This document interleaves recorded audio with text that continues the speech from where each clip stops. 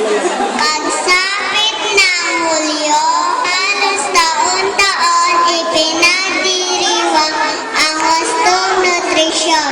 Ito'y malawak ang isang selebrasyon na ang buong bansa'y dito nakatuon.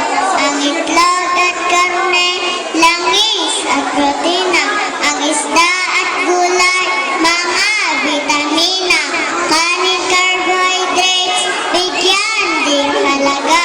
Pagkain balanse sa tuwi na, malinis na tubig kailangan inumin, ang sapat na tulog at sariwang hangin, ang pag-eehersisyo sadyang ugaliin, pati paliligo huwag lilimutin.